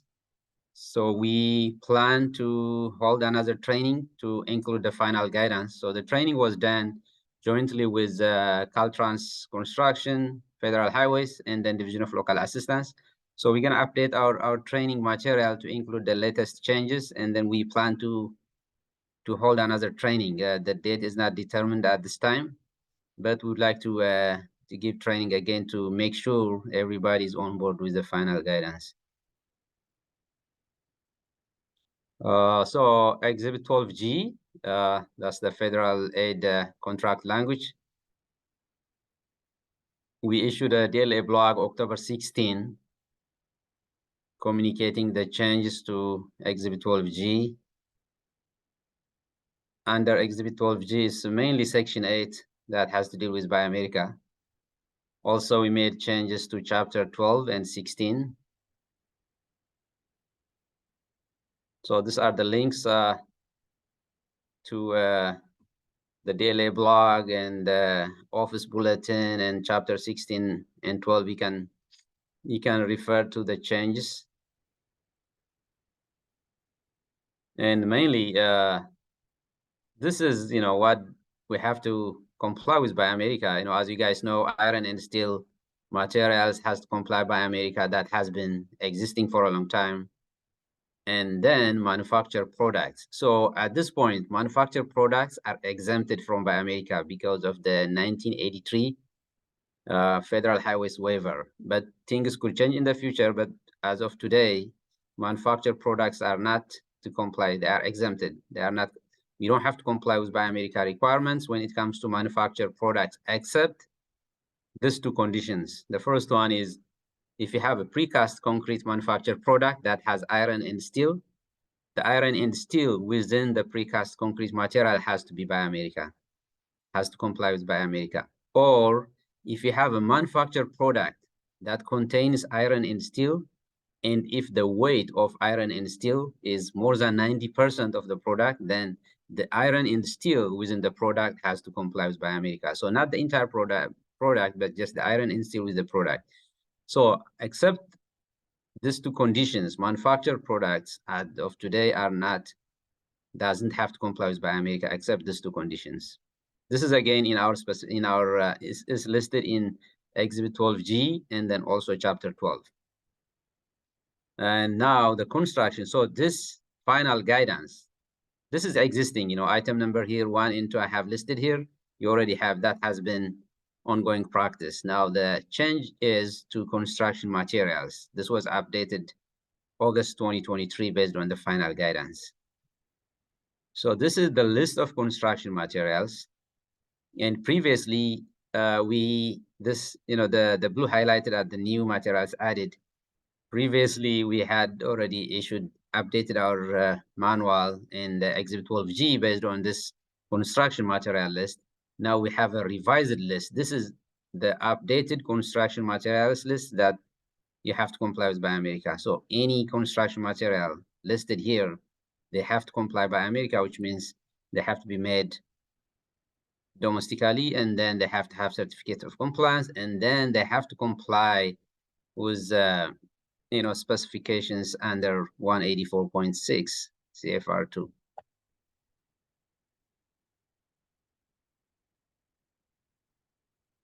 So over here, item number 1, for example, non-ferrous metals. Previously, it was not required.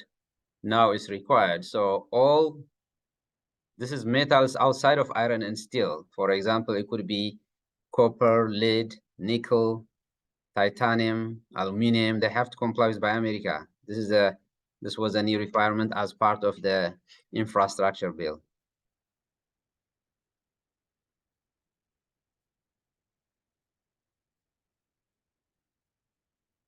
So what does local agencies, what is the LPA's responsibility? So LPAs are responsible to ensure, the adoption and compliance with new Buy America requirements, including the Buy America requirements on construction materials. So this is ensuring that the specifications have to use the updated 12G. For example, if you are using a Caltrans spec, the Caltrans spec already have updated language. Or agencies that don't use Caltrans spec, they have to use Exhibit 12G, which is already updated. So includes all the latest requirements. So local agencies are required, responsible to make sure they have used the latest spec.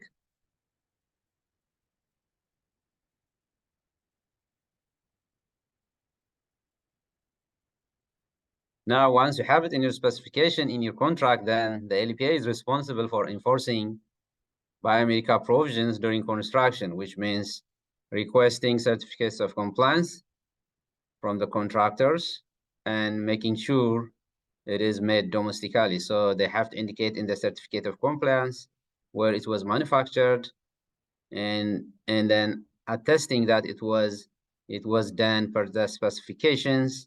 And I wanna highlight, as we review projects statewide, we are finding out we get certificate of compliance, they don't have project specific information or accurate date or signatures. The contractor has to sign it, in the front, in the memo. This is for this project, because they provide us blanket specification of compliance. We cannot tell for which project it was made. So we wanna remind everyone, each project has to follow their specification, and the certificate of compliance for each material has to be produced for that project, not just for multiple projects. We wanna make sure contractors are not submitting certificate of compliance that was meant for another project.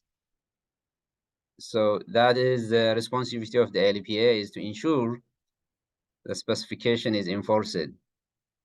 So certificate of compliance, generally, the material certification process has been adequate. So for right now, materials, they have to submit a certificate of compliance for each material. And as mentioned here, the contract provisions must require the contractor to provide a definitive statement about the origin of all products covered by Buy America prior to payment. So you want to remind again, if they did not provide certificate of compliance, they should not get paid. And for some materials, they should include mill certifications as part of the certificate of compliance. So I would encourage, because now we have the listing of materials that have to comply with Buy America is growing. So I think for every project, they should prepare a list, for that project, what materials, because before construction starts, and then go over with the contractor during the pre-construction meetings. This is the list of materials that will require certificate of compliance, and specifically the list of materials when, regard to Buy America. So reminding contractors at the pre-construction meeting would be helpful, so they can get ready, because some contractors may not be up to speed or miss, some details. So I would encourage the construction team, whoever is administrating construction of projects, whether LPA employees or consultants, they have to have a list of materials that have to comply with Buy America, and then communicate that with the contractor in advance, so that it doesn't cause delays to projects. We don't want to cause, you don't want to stop in the middle of construction and then create an issue. So early communication during the pre-construction meeting would be helpful. Based on our construction oversight engineers review, I think this is one of the area that local agencies has to improve, is early communication with the contractors on especially material requirements and some other requirements.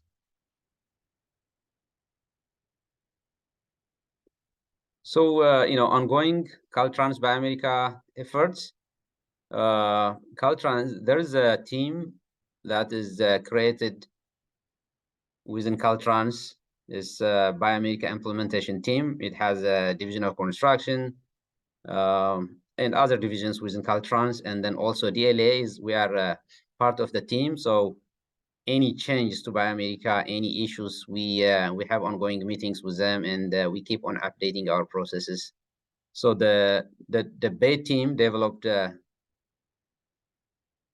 They are developing, you know, short-term and long-term acceptance processes. For right now, the certificate of materials is adequate, and they develop updating the special provisions, and you know, actively working with specification owners to identify any potential issues.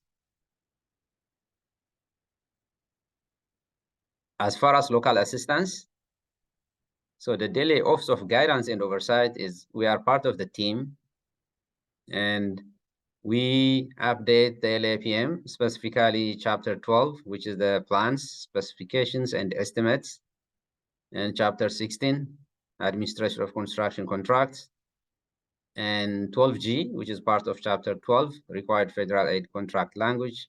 So we issue daily office bulletins and blogs to communicate this change with everyone. Now, I just want to summarize. Mainly, I want to focus on the main topic for today. You know, this is what I would like you guys to take today is, you already know iron and steel materials have to comply with construction Buy America requirements. Manufactured products are not required to comply except in these two conditions. The first one is iron and steel in precast concrete manufactured products. For example, a precast girder. The iron and steel within that precast girder has to comply with Buy America. And the second iron and steel is any product that has 90% or more by weight of iron and steel, then the iron and steel within that product has to comply Buy America. And then I would like you to take the construction materials list has been updated. And the updated list is included. And any more details, references can be added here. You know, you can refer to 2 CFR 184.6. And this has to comply. This is on October 23rd, so it's already passed. So any project E76 authorization on or after October 23rd has to comply with the latest updates. So that concludes my brief presentation. And any questions regarding to Buy America, you can email me.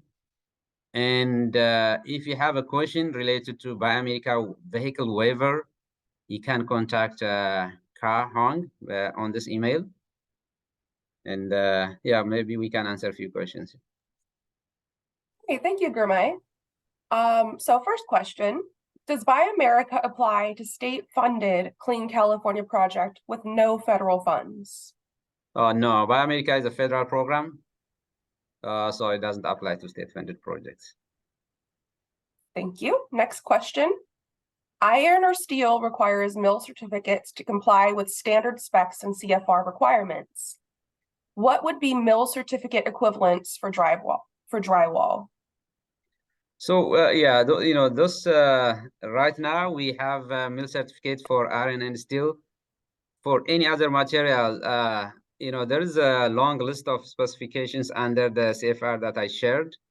You can refer to that, but if not listed there, I think the certificate of material would be adequate for now. But still, there is ongoing work within the BATE team to see what manufacturing process for each material and then how we can communicate. So it's still a work in progress. So for right now, you could include the certificate of materials. Thank you. Next question, the final question in Q&A. Was the Buy America rule changed by the bipartisan infrastructure bill? Yes. So the bipartisan, you're referring to the IJA, I believe, the infrastructure investment bill. That is the new Buy America requirement was expanded. Previously was only iron and steel. Now all the new requirements on construction materials and then some was added as part of the infrastructure and investment bill that was passed in 2021. Wonderful. Thank you so much, Gurmai. It looks like that concludes our questions. Thank you for being available to present this information today. If you enjoyed this presentation, please feel free to leave comments for Gurmai in the chat field. And with that, we will move on to our next presenter. We have an informational item from Quint Chemnitz, joining us from the Office of Environmental Compliance and Outreach, who's here to give us some information about a survey that's currently being circulated as well as a new monthly Q&A session hosted by ECO, the Environmental Compliance and Outreach Office, for the Preliminary Environmental Studies PES form. Quint, whenever you're ready, go ahead. Thanks, Sammy. Good morning, everyone. I won't take up too much of your time. I just wanted to let you all know that we have a survey out from the Office of Environmental Compliance and Outreach with the aim of improving the environmental process with regard to local assistance projects. We're just trying to get a feel of where we can improve, and hopefully you'll also note some of the things that we already do well. But we're looking for some improvement processes and opportunities for training. So with that, I'll dive into the next topic that we have, or that which is to have a Q&A session with regard to the PES form, the Preliminary Environmental Study form. So this is something that our unit has come up with, which will be on a monthly basis, the first Thursday of every month from 1 to 2 p.m., actually starting today. And this is the opportunity for local agencies or Caltrans staff and consultants to show up and ask questions regarding the process. Anything from specific questions regarding projects to just general questions on how to fill out the PES form, what goes in it, where it can be found, anything that you have at all. It's a rather informal training or office hour, and we have, goodness, many people that will be there. I don't want to say list of experts, but we do have right-of-way coming today. Nadie, who presented earlier, will be there to help us out as well and answer some right-of-way questions. So if you have time or the need, we look forward to seeing you this afternoon. And thank you for posting the links in the chat. Any questions or comments, feel free to contact me and I will put my contact information in the chat momentarily. Thank you. Awesome. Thank you, Quint. Okay, so as Quint said, hope you all can make it, and that information will be linked in the chat. We are ready to move on to our final item, our local technical assistance program, LTAP news and training. So I believe there's no presenter listed, but will this be Scott Djokovic? We're waiting for Tom O'Brien, the director of the LTAP Center, to come online. We can accept any additional questions that folks may have. You can drop them in the Q&A field. That would be great. Also, if Rich has additional questions or comments.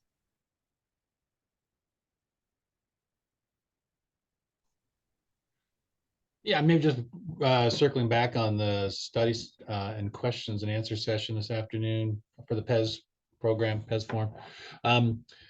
Quint, is this where in the process do you recommend folks get engaged? Before programming of federal funds, immediately after programming of federal funds, before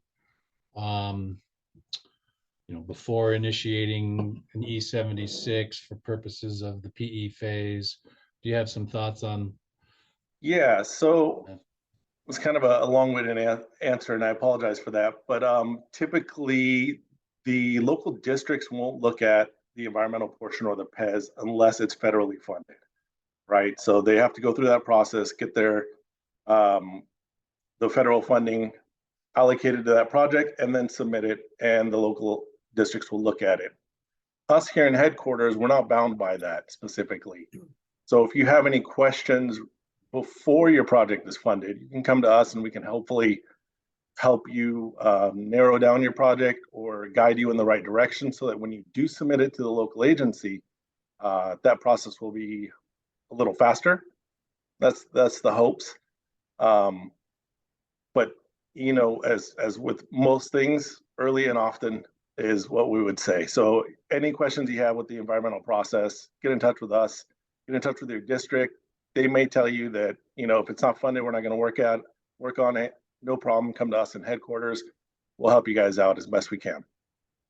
That kind of touch on what you're looking for? Yeah, no, absolutely. And if an agency's programming as local AC with the expectation of securing federal funds, will the district look at that differently, or they're just still also? Varies by district. But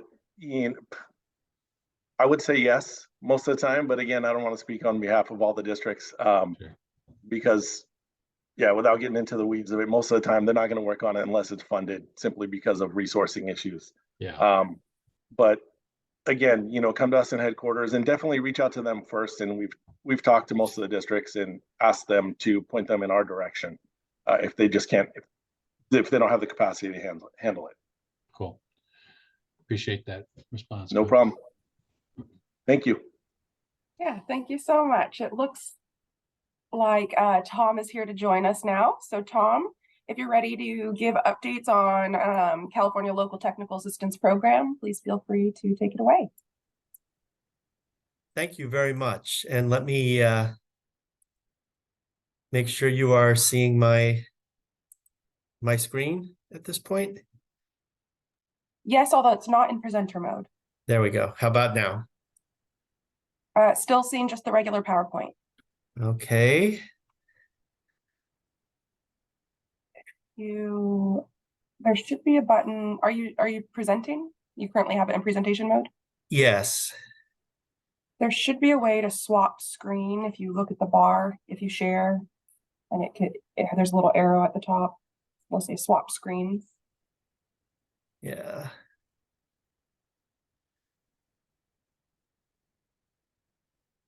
My apologies, I had it set up and it's...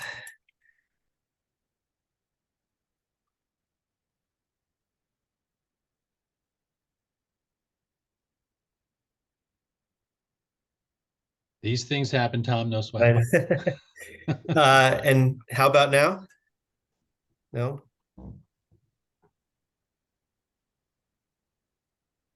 Quite, but maybe if you just minimize the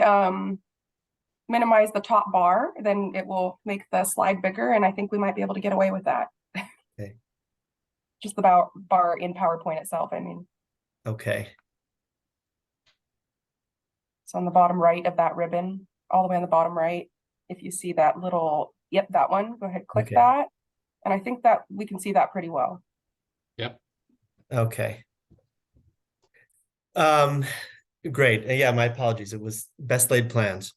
I just wanted to take a few minutes as we conclude to remind you about some of the services that CalTAP offers to all of you, and a reminder really briefly about who we are. The CalTAP Center is based at the Center for International Trade and Transportation at Cal State Long Beach, and we serve to support DLA at Caltrans and the other training partners that are part of the network.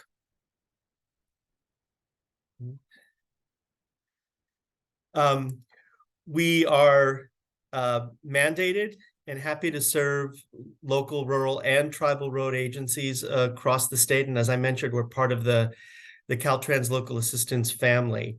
One of the things we want to make sure we encourage you to do is stay connected with us through a number of ways.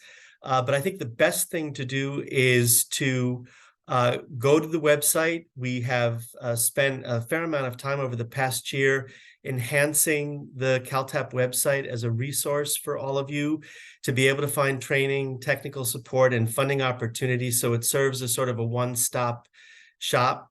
It's also there that you can find information on the free equipment rental loan program that we manage as part of the CalTAP. Right now, we've got retro reflectometers, but we are excited to be pursuing additional resources for you all, including drones and traffic radar. So the website is a good place to stay on top of all of that. And the website is also where you can sign up to receive our e-blast. So when we do have new information on things like the equipment rental program, you'll be able to get it quickly and efficiently and contact us if needed. One of the other things I want to make a pitch for is the Build a Better Mousetrap program, as a way to celebrate all of the good work that local agencies do in driving innovation. Build a Better Mousetrap is a national program managed through the Federal Highway Administration, but each of the state LTAPs conducts competitions to reveal innovations in local agencies and then to share that at the state and at the national level. And we were thrilled that this past year, California had its first national winner in the Pioneer category. The city of Walnut Creek was recognized both at the state and at the national level for a software project called Safe Sightings of Signs and Signals, OSS, which identified and addressed obstructed traffic signals. And it was recognized because it helped the city save time and money while increasing data accuracy. This is a competition that we run in the spring, but you shouldn't wait now if you have an innovation and you think you might want to get some more information about prepping it for competition. We are happy to help you along the way because we want to keep the momentum going. We had a chance to go up and recognize Matt Redman, who was sort of the behind the development of the program, and others in the city of Walnut Creek just a couple of months ago. And we would love to be able to do it this coming year with your organizations. We're accepting applications now through May of 2024, and we're happy to help you walk through it. And on the CalTAP website, you can actually get a more detailed description of what Walnut Creek and Matt did, and more information on the Build a Better Mousetrap program. Upcoming trainings that would be of interest to you, we hope. We have been piloting a sustainable engineering training academy, which is focused on a host of topics related to GHG emissions and mitigation in construction projects. The first class that we piloted was on fugitive dust mitigation. And we have another one coming up on December 7th, 9 to 11 a.m., which is going to focus on this particular aspect, as you can see here, in mitigating environmental impacts of construction projects. So gaining an overview of GHGs and their CO2 equivalents, in identifying sources of emissions, and understanding how a project's carbon footprint is calculated. This is a course that's going to be led by Hamid Rahai from the College of Engineering here at Cal State Long Beach, but built into this whole series of courses under the Sustainable Engineering Academy umbrella includes case study applications, which have proved very useful. So seating is limited. Please register and reach out if you have any questions. And then the last thing that I wanted to share with you as an opportunity is a partnership and a memorandum of understanding that's being signed between AASHTO, the American Association of State Highway Transportation Officials, and the Federal Highway Administration to make available on a wider basis its suite of programs to the LTAP network. So this includes the TC3 program, which is managed by AASHTO, which is 190 web-based courses focusing on areas from transportation construction to maintenance, traffic, pavement preservations, employee development. And you can see the other areas that are included here on the list: hazmat, earthwork, motor graders. So this is going to be a whole new set of trainings that'll be made available through the CalTAP network. And again, those areas where I highlighted the ways you can reach us through the website will be ways that you can get the information as soon as access to those courses are made available. It's going to be I think a tremendous opportunity for local agencies. For any other questions you may have about the work that we do in support of local agencies across the state, please feel free to reach out to us at info@caltap.org or again through the website. We're also active on social media, LinkedIn, so you can follow us there as well. And I think that's it for me.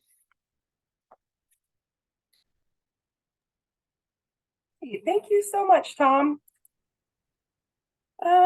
So it looks like we don't have any questions in the Q&A right now, but of course, feel free to drop your questions as you think of them in there, and we'll make sure we capture them in a Q&A document sent afterwards.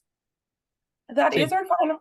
I want to just ask a question to Tom. Tom, does CalTAP provide some services or looking at services, or perhaps could offer some referrals for some grant writing expertise or support for a lot of the local agencies that are understaffed, trying to track various federal programs, trying to find the right program for their project? Is there a bit of a resource center element to that side of project delivery and tracking funding that you guys support? Yes, to the extent that we can connect you to existing grant management training programs, which have been offered here in California. But one of the other things that we can do if the timing isn't right for a California-based program is through the extended LTAP network, right? There's an LTAP center in each of the 50 states and Puerto Rico. Assuming that there's an available seat in a training offered by the state of Ohio, for example, which is doing training for some of the same federal programs that are available, we can help connect you to a seat in an available training. But sharing that information, Rich, like you're doing, is helpful because we can build that into, our annual planning program, particularly where we're talking specifically about California-based training or funding opportunities. We want to customize it as much as possible. One of the things we also are working on right now is connecting local agencies with workforce development partners, right? And helping both understand how they can work with Caltrans on available funding that comes through them as a pass-through agency. So knowing that that's of interest to you means we can look at building it into our annual work plan. We hear a lot about grant writing and taking advantage of those opportunities. Super, Tom. Thank you.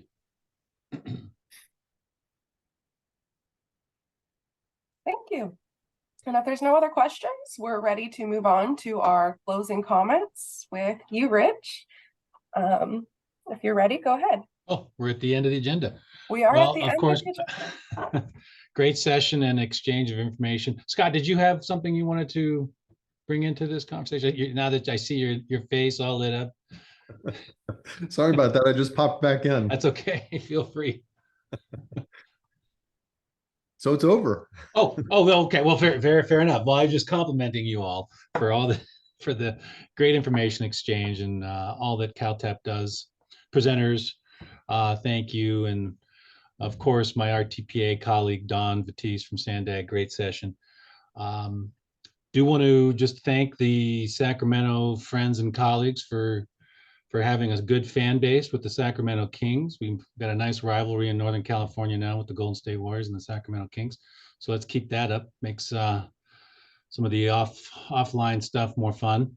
But say comment to Robert, and that was noted earlier in his presentation. Just wanted to let you know that when he was talking about local assistance is always looking for efficiencies and processes and such, we at the RTPA group embrace that, and we're fielding and or re-engaging a committee of folks, of interested RTPA members that work directly with and will collaborate closely with the headquarters staff on policy and processes. So obviously we're all looking to see things work efficiently and deliver projects as timely as possible. Just want to also make a quick comment on the calendar of events. The ITIP, the Interregional Transportation Improvement Program, if I could just throw a shameless plug there, that's out for circulation. It went out over the weekend. There's a public hearing on November 8th there was one just yesterday on it. If any of the folks on the call need to remind any of their colleagues about that, the ITIP document is out and circulated. And there is a deadline tomorrow on the 3rd for the Caltrans strategic investment strategy. That is a local sponsored project initiation document evaluation guidance. So if any of you on the line or your colleagues are working on it or have been paying attention to it, there is a deadline tomorrow on the 3rd. And I think that essentially wraps things up. Just, remember those who plant trees, knowing that only others will enjoy the shade are true public benefactors. So let's just keep doing the good work and make our communities better. Appreciate everybody on the call. Rich, there is a question I think for us in the Q&A. Oh, great. So if I'm happy to answer it. Yeah, maybe feel that free. can help. Yeah, Feel just free. while we have people on the line, would LTAP offer any training or classes on guardrails in terms of maintenance issues? What we can certainly do is find out what's out there through the broader network. Scott, I don't know if you've seen anything come across. One of the things we can do, we have a very active Q&A listserv where we can share these requests and information. And James, my commitment to you is that we'll ask that question and get you a response. At least let you know if it exists. And Scott, I don't know if you have anything else to add. No, I think you touched it correctly, Tom. We've got a pretty big network that we can reach out to. If particularly if there's something that we can access, we'll send you the link to that. We'll promote it, and if we can bring it to California, we'll do that too.